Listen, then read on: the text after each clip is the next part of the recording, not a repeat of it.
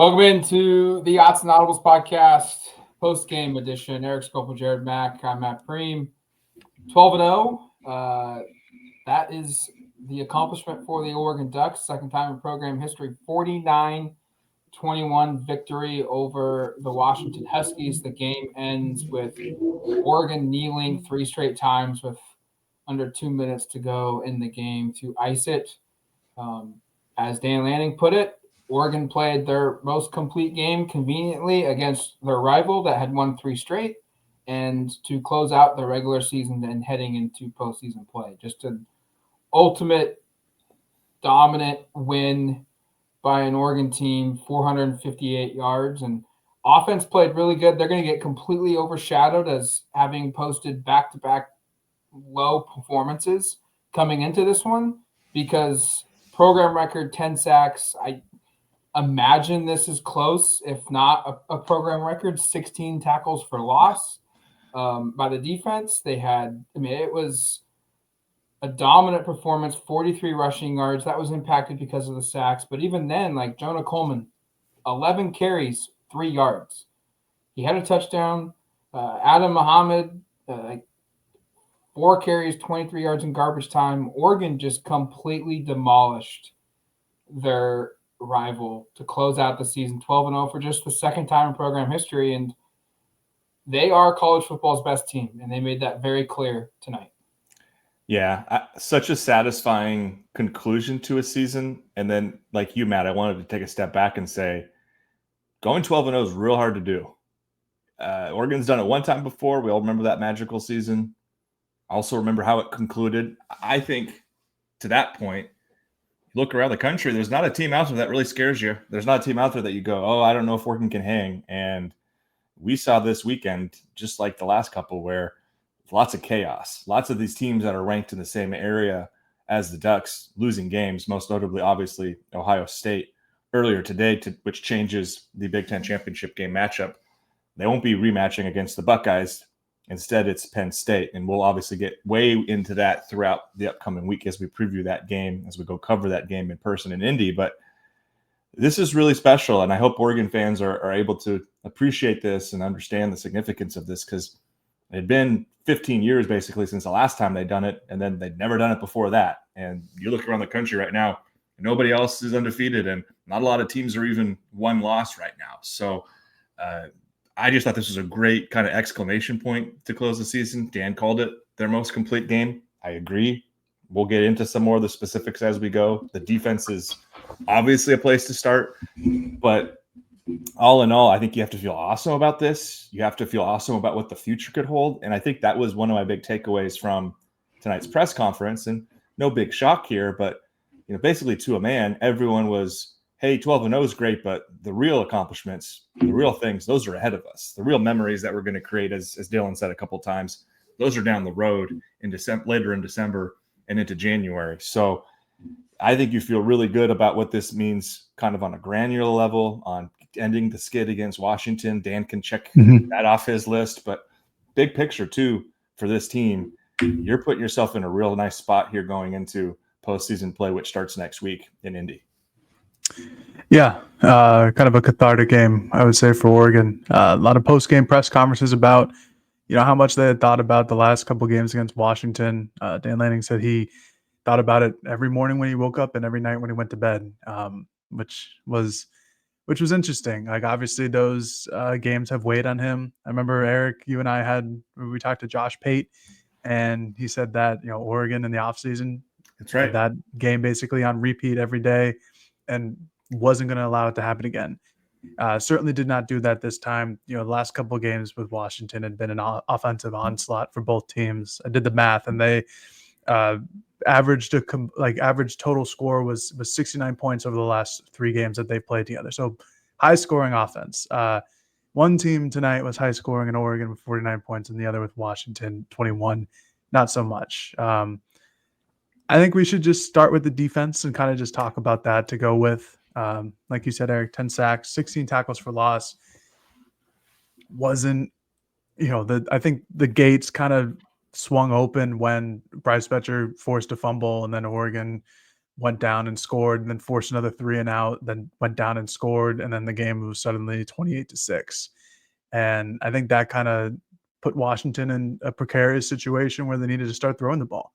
And Damon Williams, who got the start today over Will Rogers, true freshman, just got put into like the torture chamber for a while, because not only is Oregon's strength its pass secondary, where they're able to cover a lot of guys and have a lot of depth there and a lot of different schematics, but their front seven is elite too. And they certainly showed itself today. 10 sacks, Mateo and Jordan Birch combined for 4.5, a bunch of other guys with at least 1 sack. Washington's offensive line, which we touched on earlier in the week going into the game, just didn't stand a chance against some of these guys on the outside and the interior of the defensive line. And that just completely ruined Washington's offense. It was basically, for most of the game, it was, they'd get behind the sticks and Damon Williams would use his legs, and he's a really fast guy, and would pick up like a 8-yard third down conversion. And then the drive would continue, or he would get sacked in like back-to-back plays, and that was it. And then they were punting.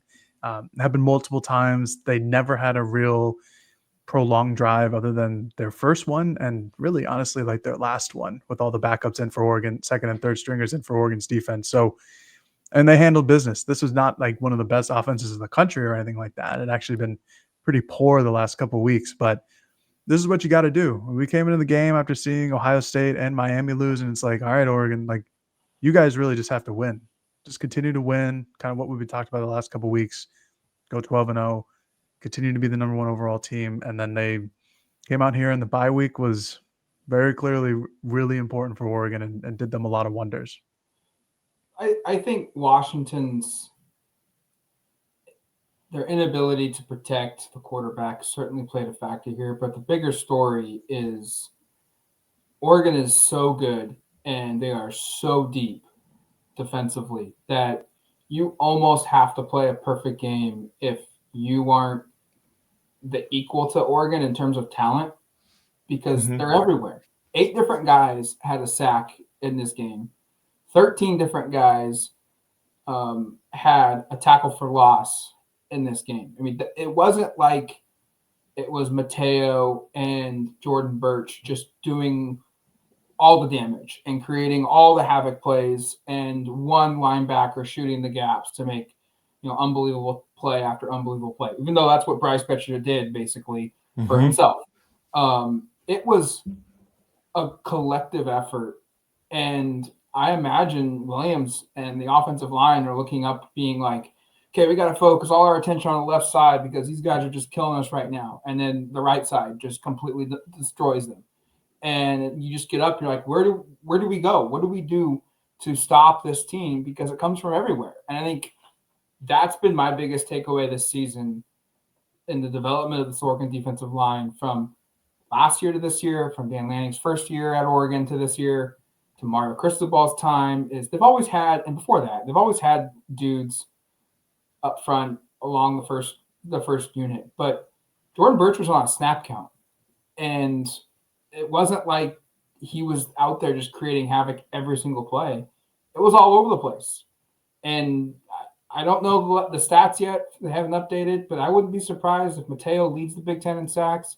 I wouldn't be surprised if Jordan Birch is in the top 3 or 4. And I don't know when the last time Oregon's ever had 2 guys in a finish that high in a conference from a sack perspective. And they still have, I didn't even mention Tatum. He has like 5.5, 6 sacks this season too. That was the impressive thing tonight, was it came from everywhere. And when it's like that, you can't stop it. And just think back to what the very first Washington play was. Williams had some time. He threw it deep to Hunter for maybe 35-yard completion. And I bring that up because Dan said something post-game I thought was kind of interesting about, he was like, I thought they'd be more quick hitting. I thought they'd do things to avoid the pass rush. I'm guessing Oregon probably came out there on that play, not that they didn't try to get to the quarterback, but they probably didn't send the house because they're thinking the way they're going to attack us is underneath with screens, with quick hitters, with the run game. But once it was clear that Washington was like, hey, we're going to try to throw this ball down the field, that really allowed these guys to be unleashed. And to Jared's point, I said midway through the game, their offense at a certain point basically became, well, Jonah Coleman can't do anything. 11 carries, 3 yards. They had no run game aside from a couple keepers from Williams. And it really just became either Damon Williams, who's under immense pressure every single pass snap, gets the edge and gets upfield for a 12, 15-yard gain. He had 69 yards, by the way, from scrimmage in terms of rush yards, but then you have to subtract the 52 from the sacks, and he finishes like 22 carries for 17 yards. And that was basically the game. It was either he was going to get the edge and get upfield for a nice gain, or he was on his ass by the end of the play.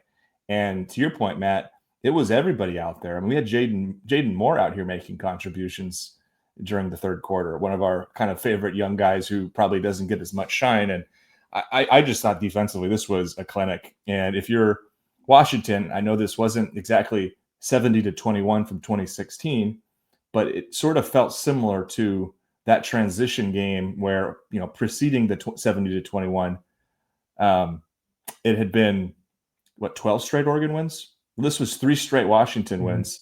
And Oregon, I thought, really, as you said, Jared, this is cathartic for them. They wanted this, they needed this, and it might not have been a 49-point margin, but it was pretty close in terms of just the dominance of this game. Once Oregon put its foot down, this game was over, and there was no way the Huskies were going to get themselves back into this one. So tough spot for Damon Williams, by the way, who's going to be an interesting player to watch when he had time. 17 of 20, had some nice throws downfield. Like, there's something there.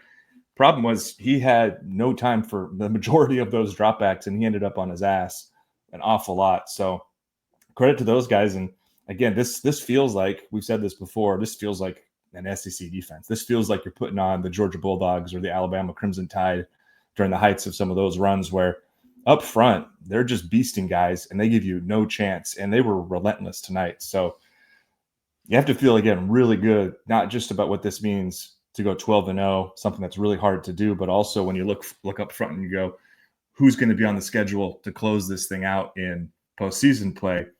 I don't know how many offensive lines. Certainly you don't expect them to finish with 10 sacks and 16 tackles for loss against them. Of course not. Yeah.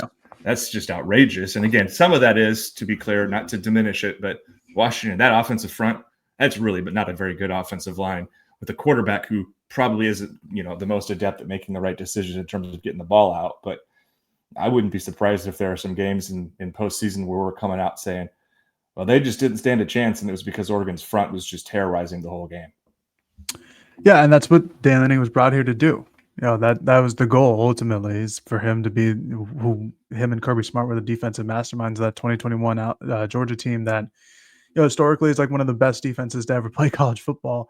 That's the goal. And, Oregon's isn't there statistically because it's, nearly impossible to do so. But like you guys have both alluded to, like the depth is here, and the depth is also coming too, because Oregon has done a great job recruiting the defensive trenches and the offensive trenches the last couple of seasons, and has, loads of guys like Terrence Green and Aiden Breland and Elijah Rushing and Ashton Porter and Michael Gardner. The list goes on and on and on. Guys who are coming in the wings, and then at the top of it all, you see the program development of guys like Tatum and Mateo, Jordan Birch in his 2 seasons here. Even Derek Harmon, just in his last couple of months here, has turned into a monster. And I'm sure Jamar Caldwell has gotten better in his own right. And he's not a guy who gets sacks or gets a lot of tackles for loss, but he's a dog as well.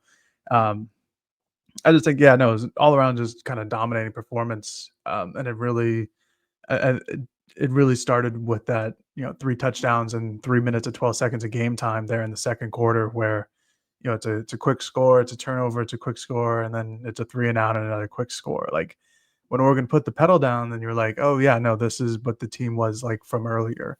I think people kind of get caught up in the moment where the last 2 games against Maryland and against Wisconsin prior to the bye week were kind of a slog, and then there were points of momentum, and there are really good plays that were made at points, but it wasn't like a complete game.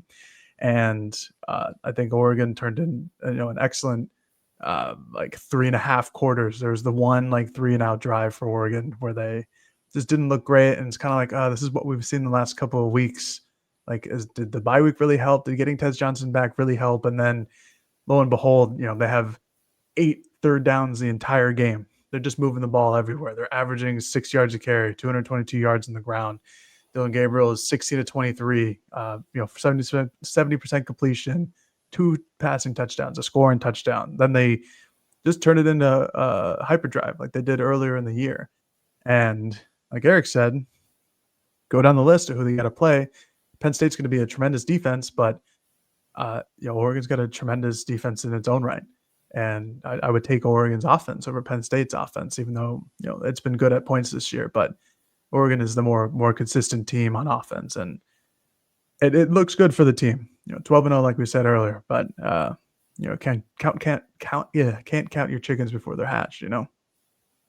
As Dan Lanning put it, like it's kind of like now March Madness, where you want to be playing your best football going into postseason play. You want to be also playing consistently throughout the year at your best. And Oregon has proven over the course of the 14 weeks of college football that they have been the most consistent team and they have been the best team. And now I think this game was huge in terms of showing Penn State and showing whoever is going to be watching that game and preparing for them for Oregon in the playoffs. Like Oregon's back to trending up. Because they were, I won't say they were dipping down, but they were definitely kind of plateauing the last couple of weeks. And I think it's understandably so, as Jared put it, like they had a bunch of games in a row. They played 8 straight, and that was a slog. And multiple guys tonight talked about how beneficial the bye week was for this team. And they got their legs back under them. And they're now playing their best football and they're going into postseason play. This is huge because the last couple weeks, opponents say, hey, their offense isn't clicking right. If we can keep this a defensive battle, we'll be in a position to at least have a chance. Now it's, like Jared said, 3 touchdowns in 5 minutes of game time. It was a 7-6 game at one point midway through the second quarter. And all of a sudden you look up and it's 49-14 with over 5 minutes to go in the fourth. And Oregon honestly probably could have put up more if they really wanted to. And they now go to Indy against Penn State, where the offense is clicking. The defense has been lights out now 3 or 4 weeks in a row. And most of the season, frankly. Yes. Most of the season. But now I think they're playing at even another level. Some of that's maybe talent of opponent based, but they're showing up, and it's hard to do what they've done every single week. Like we talked about at the beginning of the year, where, hey, you're favored by a bunch, and you're not really playing any challenging teams, and to continue to go out and grind it out and win these games the way they have. I don't know. This team's just, they're special, and it's time to start thinking about like where they're going to fit in the historical record books for Oregon, because it's one of the best teams in program history. Yeah, we'll have to do a full kind of recalibration of the all-time best teams list at some point after the year.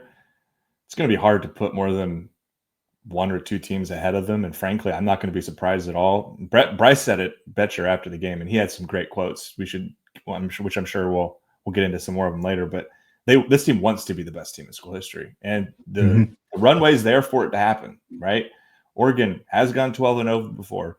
They have played for a couple of national championships, but we all know what's left for this program to do. And as I said earlier, it wouldn't be surprising at all if this is the team at the very end of the season hoisting that trophy. And frankly, you look around the country right now and just the ups and downs of took Georgia 8 overtimes on Friday to get over the hump against Georgia Tech.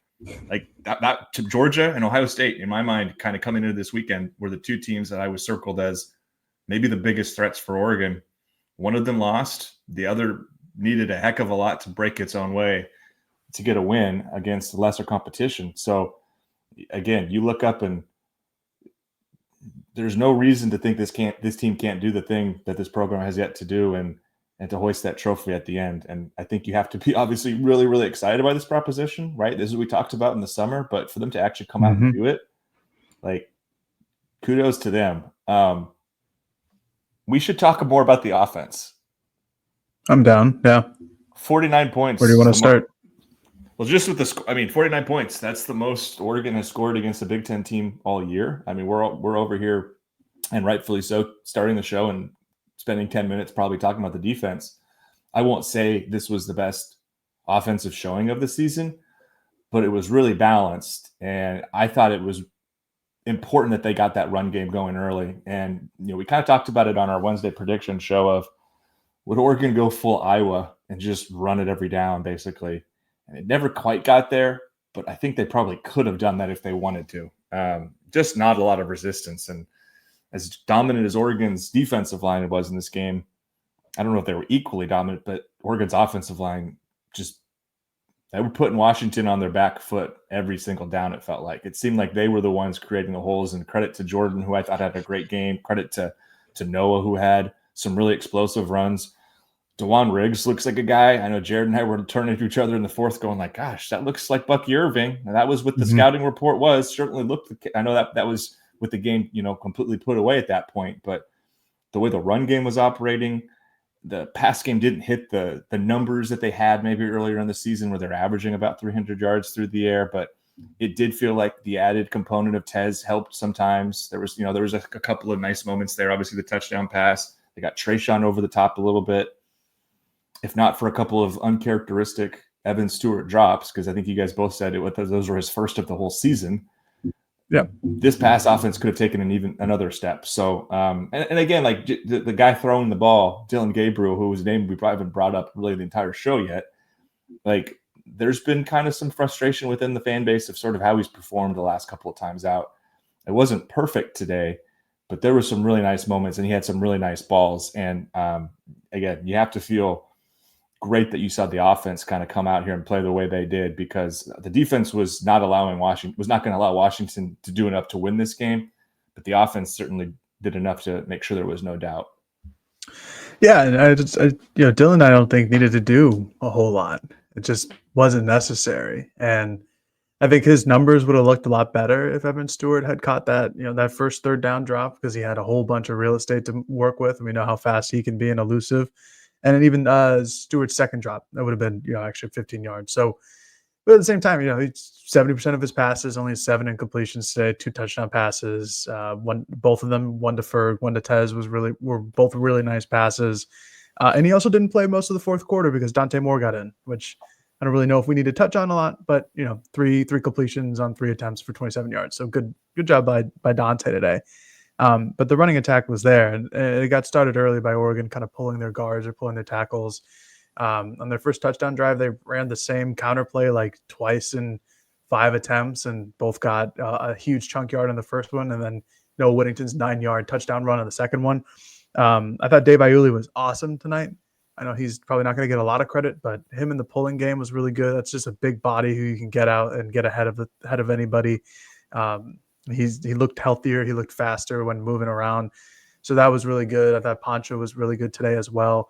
And then credit to Jordan James, Noah Whittington. There were certainly some plays with Noah specifically where it didn't even look like he was going towards the design hole in the run, but he made it work. It was, they averaged 6 yards a carry. When you do that on 37 attempts, you're going to be just fine. And that's exactly what they were tonight. And it was important to do it. He kind of got people were upset against the Wisconsin game where it didn't seem like they were getting on Jordan James's back and just letting him wreak havoc and get a bunch of yards. They did that today. Finishes with 99 yards, one shy of 100, unfortunately. But he was great. And you go into next week against a really good Penn State defensive front. And you need that to continue, because this run game, when it's on, is similar to how it's been the last couple of years with Oregon and Dan Lanning and Kenny Dillingham, Will Stein. It's a really, really formidable run game with some real talent. And when the offensive line is clicking like that and creating holes, it's a hard team to stop, because once you start pulling the defense in, once they start playing single high safety, getting another guy in the box, they have the weapons to take the top off. And it didn't happen tonight. Leading receiver was Terrence Ferguson with 4 yards. Trayshawn Holden had 4 catches. Trayshawn Holden had 73 yards. It wasn't explosive like Erik was talking about, but we all know that they have the ability to do so. And they strike when the iron is hot, when it's there, but they just didn't need to at all tonight. Washington's defense was just wasn't there. Jared's point about Whittington, through the first 6 games of the year, he had 1 game with 40 or more yards rushing.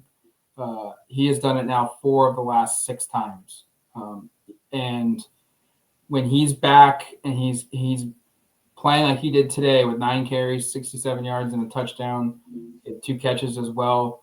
I know he fumbled and he lost it, but Oregon's offense goes to another level when they've got 2 backs that are doing damage in the backfield, because Jordan James is terrific. He's as hard, physical of a runner as I can remember. I mean, he, again, had a massive truck over a dude in this game. But when you can combine his physicality with Whittington's elusiveness and explosiveness, Oregon's offense just goes to another gear. And then, like Jared said, the receivers, Trayshawn Holden showed that he's got that second gear where if you get him the ball in open field and he can run. It's kind of been lost in the shuffle the last couple weeks because Evan Stewart's dominated, and then Tez came back tonight. He caught a touchdown. But Trayshawn's also there, and like I said earlier, like this offense is starting to figure things out again and starting to play and produce at a high level. I mean, I agree with Jared. Like, they didn't necessarily play their best football offensively, and yet they still matched their season high in points with 49. And I think that's the part that's really encouraging going into the postseason play is this offense, which, again, they've called off the dogs basically at half a lot this year. Like, if you go look at the splits, they score probably 2/3 of their points in the first half. Third quarter, by the way, got in the end zone. That's happened like 3 times in Big Ten play. Way to go. But this was kind of what you were envisioning with this team, was a dominant defense with an offense that could go out there and put up 40 or 50 points any given Saturday.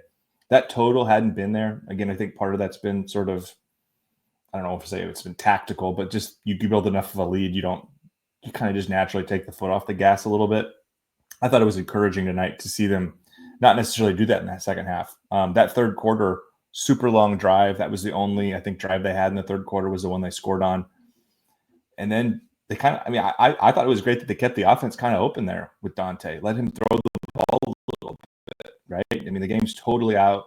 The results are already known by the time he's on the field, and I'm sure Washington feels like they're getting the score run up, but these were important snaps for him, right? This is probably the first time in a couple of months where he's been able to not just enter the game, but come into the game and not just hand it off a couple of times. Like, I thought that was encouraging to see late in this game. So, I'll be curious, I guess, to see how Oregon chooses to attack Penn State. Having watched them this year, they're going to pose some problems maybe that some other teams haven't, especially with, as Jared said, that defensive front. Abdul Carter is a total stud. He's going to be one of the best edge rushers Oregon plays all season. They have a couple really good players at the next level too. So there's going to be some challenges, but I happen to think the way that Oregon is playing offensively right now, it's probably not quite up to par with what they're doing defensively, but it's certainly going to be good enough, I think, to go into this game. And you feel like maybe they could put up some pretty crooked numbers on a defense, which really hasn't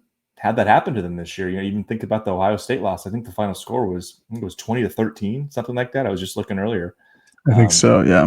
I wouldn't be surprised if Oregon's able to find the rhythm they found today in that game, if that game kind of gets a little bit lopsided. But maybe I'm just a little bit drinking the Kool-Aid after what was a really satisfying, fun win. And hey, 12-0, that, again, enjoy it. This does not happen very often.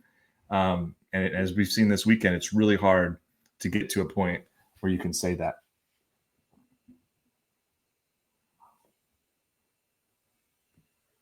You're on mute, Matt. Anything else? I think I'm good. I saw a betting line early out for the Big Ten championship game, but I can't find it. I was just going to toss that out. But anything else? Or should we wrap it up? Can I pat myself on the back? And Matt, you can join me in doing this. We predicted 12-0 preseason, and they actually did it. Oh, make it clear. I also did. I'm not patting my back for you. No, I said, yeah, we both did. We can both pat ourselves on the back. We both said 12-0. Congrats to both of us. Say, I mean, cool. Like, I'll pat your back, but well, pat my back first, and I'll pat whatever. Yeah, we did. They did it. They actually came through and won 12 games. It felt a little bit crazy to do it, to say that they wouldn't lose a game, but They got here. They got here with really only a couple of sweats, we should note, right? I mean, obviously Ohio State and Boise State were real tight, and that game in Wisconsin got a little bit upside down. But I don't know. Just this was something special. This has been a fun season, and I'm excited to kind of carry this into postseason. So I did find it. Brett McMurphy has odds. Kind of surprising. Oregon is only a 3.5-point favorite. Makes sense. Penn State's going to be like the number 3 team in the country next week. Yeah. Or tomorrow, I should say. Probably 3, tomorrow. Right? Yeah. Yeah. Texas won, so can't knock them. Yeah, that sounds about right. Yeah, I could have seen it being a 5.5, but either way, gonna be a fun one. Excited to be there. Yeah, matchup that no one really anticipated. I don't know, 20 hours ago, thinking would play out. No, for sure not. Yeah.